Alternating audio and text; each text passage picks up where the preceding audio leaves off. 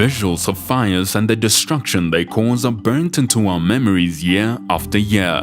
It is a stark reminder that fires do not discriminate against anything or anyone that lays in its path.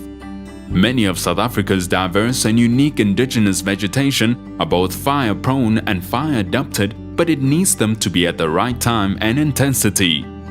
Fires are and always have been a part of South African landscape. They occur as a natural phenomenon in grasslands, woodlands, fynbos, and sometimes in indigenous forests. The Department of Environmental Affairs' Working for Water program has invested billions of rands in controlling invasive alien species in the country, and over 1 billion rand has been spent in the Western Cape alone. We spoke to Dr. Guy Preston, Deputy Director General Environmental Programs from the Department of Environmental Affairs on this issue. The Working for Water program and the Working on Fire program in Table Mountain and others spent a lot of time clearing invasive alien plants. These are plants that have come in from other parts of the world and have outcompeted our indigenous species, and they're able to spread and outcompete. And some of these are also fire-prone species, like the pines, the gums, the wattles, the hakea, the myrtle, and other species. And they form these dense stands that burn with a huge intensity, 10 times or even higher that of what the fynbos burns.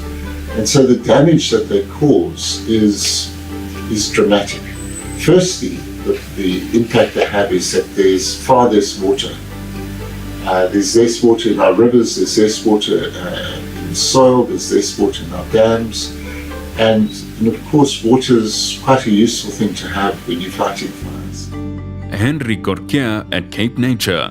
Some weeks ago, as you can see at the back, a devastating fire went through those alien trees, and because they were so dense and close together, that's the effects that they have on our properties and in our mountain catchments. They've destroyed the soil composition, which means the nutrients are gone now because it was a high intensity fire. And that is what the alien trees are doing in our indigenous forest. So the best is to remove them before they become dense stands like that. And then in the year 2000, we had a very big fire on Table Mountain. About 6,000 to 7,000 hectares burnt in that fire, and over 80 structures were destroyed, houses and other structures. And every single one of the houses that was destroyed was surrounded by invasive alien plants.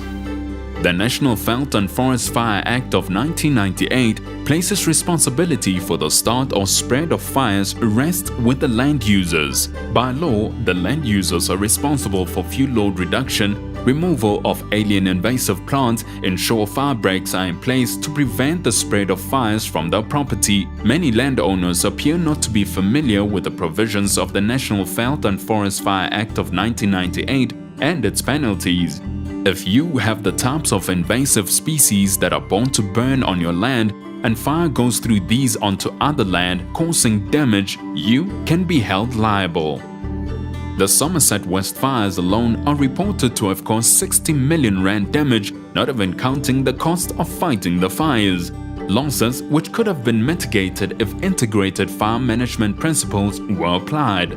Fire awareness is an important component of integrated fire management. We do this to ensure that communities are educated and empowered to be able to identify and mitigate the risks of wildfires. Through our extensive communication and fire awareness campaigns, we have equipped communities to take ownership of their surrounding areas. They now understand the importance of reducing these fuel loads and the potential threats that invasive alien plants place within the environment, especially during a wildfire. Quick tips: get to understand fire weather. Do not leave fires unattended.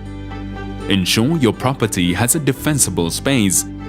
Ensure you have an evacuation plan in place. Visit the following websites for more information: